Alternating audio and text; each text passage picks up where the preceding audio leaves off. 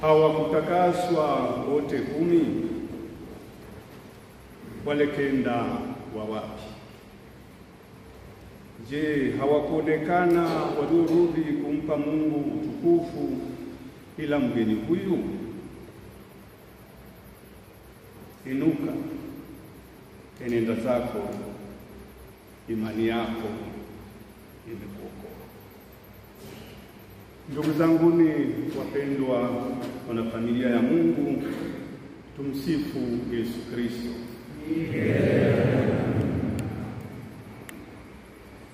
Jubilei ya mwaka 2025 ya Ukristo inanogeshwa na kauli mbiu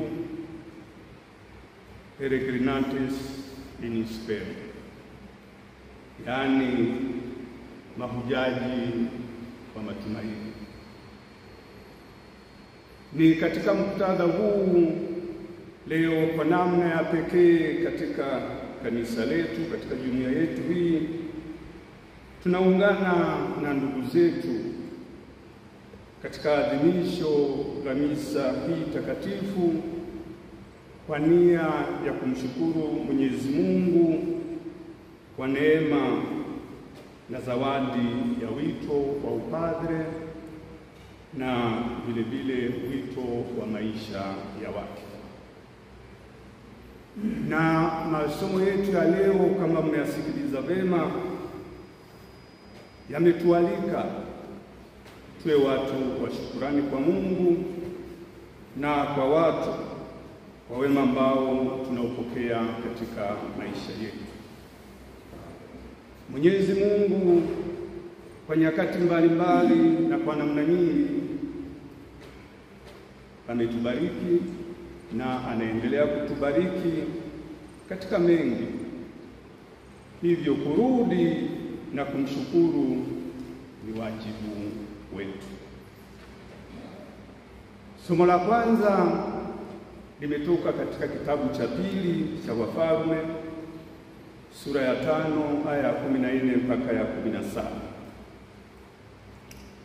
Na somo hili linaeleza tukio la uponywaji wa Naamani chini ya nabii Elisha.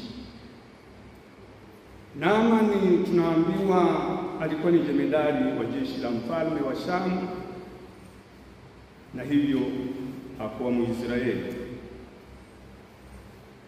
Alipatwa na ugonjwa mbaya sana wa ukoma, lakini aliposikia habari juu ya Mungu wa Israeli, anaamua kufunga safari hadi kwa nabii Elisha. Na nabii Elisha anamwamuru akaoge mara 7 katika mto wa Yordani, na anafanya hivyo, na kwa kufanya hivyo anapona.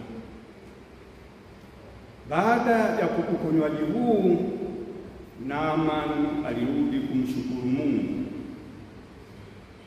na anakiri kwamba Mungu wa Israeli ana wema na nguvu za kipekee kuliko miungu ya nchi yake. Na kwa mantiki hiyo alitaka kumshukuru Mwenyezi Mungu kwa kumjengea madhabahu kwa kutumia udongo wa nchi ya Israeli. Imani yake imemponya na anaona hitaji la kurudi kumwambia Mwenyezi Mungu asante. Katika Zaburi ya 98 aya ya 1 mpaka ya 4, mzaburi anatualika kumshukuru Mungu kwa uaminifu, kwa matendo yake makuu ya ajabu katika maisha yetu. Mzaburi anakiri nguvu na uweza wa Mungu anayedhihirisha matendo yake makuu kwetu katika nyakati mbalimbali. Anakiri wokovu. Matendo hayo makuu yanatoka kwa Mungu pekee, si kwa nguvu za kibinadamu. Mzaburi huyu anatualika kumshukuru Mungu daima kwa wema wote anaokuwa anatutendea. Sasa ndugu zanguni, somo hili la kwanza linatuachia mafundisho yake. Hakuna mafundisho mengine tunayoambiwa katika somo hili la kwanza isipokuwa moyo wa shukrani. Tuwe watu wa shukrani. Tumeona Naamani baada ya kuponywa anakiri kuwa ameponywa na Mungu wa Israeli na anawiwa kumshukuru. Shukrani anayoitoa ni ile inayodumu na tena inayomuongezea imani. Shukrani ya kuchagua kumwabudu Mungu wa kweli katika maisha yake yote. Somo la pili ni waraka wa Mtume Paulo kwa Timotheo sura ya 2 aya 8 mpaka ya 13. Katika somo hili la pili Mtume Paulo anatufundisha mambo makuu matatu. Jambo la kwanza, anatuambia tushukuru katika hali zote. Yeye Mtume Paulo anamshukuru Mungu sio kwa mafanikio tu, bali anamshukuru Mungu hata kwa changamoto alizokutana nazo katika kazi ya uinjilishaji. Kumbe nyakati za mateso zipo, na ndio gharama ya ufuasi wetu katika Kristo, lakini katika hayo yote tumtazame Kristo. Jambo la pili, Mtume Paulo katika waraka huu anatukumbusha juu ya nguvu ya neno la Mungu, kwamba mambo mengine yaweza kufungwa, lakini neno la Mungu lina nguvu. Halifungwi na mtu, halifungwi na hali, halifungwi na nyakati. Tuwe watiifu kwa neno la Mungu, kwa kuwa linatunenea daima baraka. Halirudi bure iwapo tunalitii na kuwa wanyenyekevu katika kulisikiliza na kuliishi. Jambo la tatu na la mwisho, Paulo anampa matumaini Timotheo kwamba awe mvumilivu, kwa kuwa mateso na changamoto haziwezi kuondoa lengo na dhumuni la Mungu la ukombozi wetu. Injili. Katika Injili ya mwinjili Luka sura ya 17 aya ya 11 mpaka ya 19, Yesu anakutana na watu 10 wenye ukoma.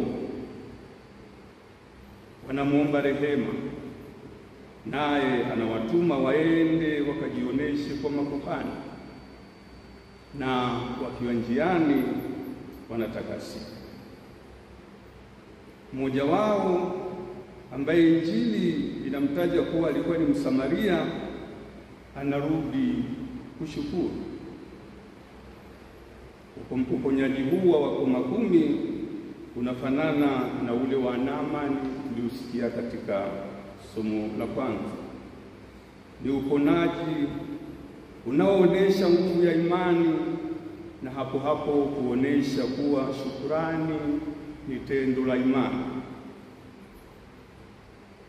Sasa ndugu zanguni wapendwa katika Kristo, maandiko matakatifu ya leo katika ujumla wake yanatufundisha nini? Yanatufundisha juu ya dhamira ya shukrani. Tukiguswa na wema wa Mungu, tunapaswa kwa watu wa shukrani, na kwamba shukrani yenyewe ni tendo la imani, na shukrani hii hutuwezesha kuendelea kuishi katika neema hizo ambazo Mwenyezi Mungu anatujalia katika maisha yetu. Kwa moyo huu wa shukrani, Naamani aliamua kuchukua udongo kutoka ardhi ya Israeli ila anaporudi nchini kwake aendelee kumtolea Mungu wa Israeli sadaka ya shukrani. Na katika Injili Msamaria anaporudi kumtukuza na kumshukuru Mungu kwa uponyaji, ndipo anapotunikiwa zawadi kubwa zaidi, ambayo ni zawadi ya wokovu. Pale Yesu anapomwambia, imani yako imekuokoa. Ndugu zanguni wapendwa katika Kristo, muunganiko wa imani na shukurani hujionesha katika adhimisho la misa takatifu. Misa takatifu ni adhimisho la Ekaristi, na Ekaristi maana yake shukrani. Kwa hiyo ni katika adhimisho la Ekaristi takatifu tunaalikwa kuishi shukrani yetu kwa Mungu kila siku kwa ajili ya mema yote anayotujalia kwa njia ya imani. Ndio maana tunasali daima ili Mungu atujalie tufanane na fumbo la Ekaristi, fumbo tunaloliadhimisha na kulishiriki kila siku katika maisha yetu.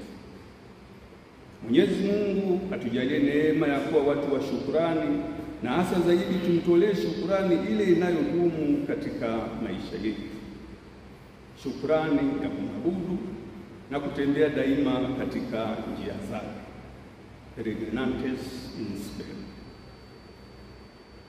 Yesu katika Injili kwa kuhitimisha anauliza, hawakutakaswa wale 10? Wale kenda wawapi? Je, hawakuonekana waliorudi kumpa Mungu utukufu ila mgeni huyu? Kwa hiyo ndugu zangu, tunakumbushwa kurudi kumwambia Mungu asante, na ndicho hicho tunachokifanya siku ya leo tunapokuwa tunawasindikiza wenzetu katika adhimisho la misa hii, wale wanaotimiza miaka 25 ya ukasisi na wale wanaotimiza miaka 50, wengine 25 ya maisha ya watu. Tunakumbushwa pia kuto kuchukulia baraka hizi za Mungu kama haki yetu, bali ni ukarimu wa Mungu anayetupa hata bila mastahili yetu. Tumsifu Yesu Kristo.